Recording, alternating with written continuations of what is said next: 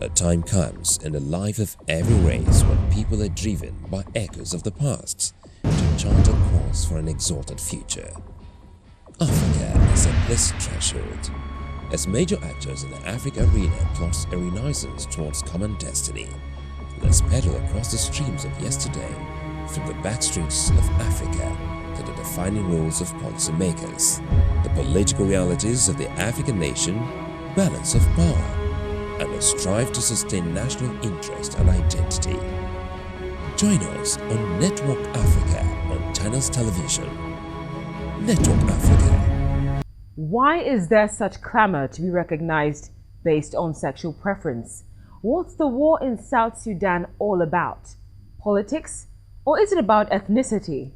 What's it like to associate with victims of a nation torn by crisis? And how do we pay respect to our fallen heroes? These and more will be answered on the program today. Welcome to Network Africa. I'm Cynthia Are. At a time when most countries in the world choose to take the route of recognizing the union of homosexuals, leaders like the Nigerian President, Dr. Goodluck Jonathan, have chosen to stick to roots and tradition by going ahead to sign an anti-gay bill into law. Nigeria is not the only country in which there are homosexuality laws.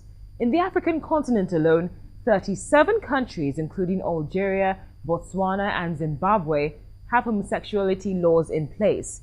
In the Asian continent as well as the Middle East, 21 countries have homosexuality laws in place as well. Even in the United States itself, anti-sodomy laws were ruled unconstitutional by the U.S. Supreme Court in 2003, but remain in the books of 13 states. Anyway, as expected, the move by the president, Dr. Goodluck Jonathan, did generate a lot of reactions. Some were positive, while others were negative. Even the Muslim Student Society of Nigeria, Lagos State Area Unit, gave the president a nod and commended his signing into law the bill banning same-sex marriage. Initially, when I heard about it, I thought the Western world would so much pressurize us to bow to it. But hearing that the president signed against it, in fact, it's a kudos. I'm very glad that he could stand his feet and stand against such a taboo. Because, it's un-African. We don't want such thing in our country. I'm so happy that he signed against it. This law, which has attracted lots of reactions and condemnation from various non-governmental organizations and religious bodies, one of which is the MSSN, does not only criminalize same-sex marriage, but also makes public displays of affection and socializing with homosexuals illegal. He did the right thing because that gay is uncalled for. So signing against it is the right thing to do for every normal woman being. So that's just what I feel about it. He has done the right thing, and whosoever felt that what he did was wrong, let's go to places, but he did the right thing.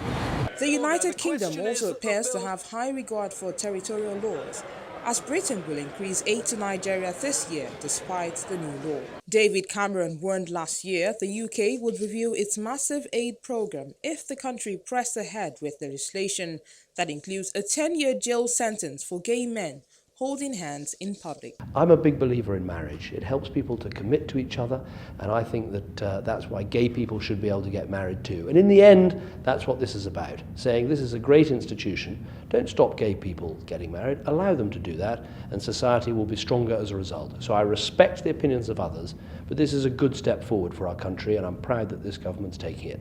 And of course, there are some who don't approve. On the same day which the UN Secretary of State Ban Ki-moon held a meeting in Kuwait to seek $6.5 billion in aid, he also went ahead to condemn the move by the Nigerian president. We must institutionalize our efforts to address discrimination based on sexual orientation and gender identity.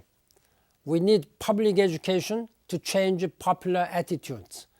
Some will oppose change. They may invoke culture, tradition, or religion to defend the status quo. He does respect territorial autonomy, but hopes that the law would eventually be reviewed.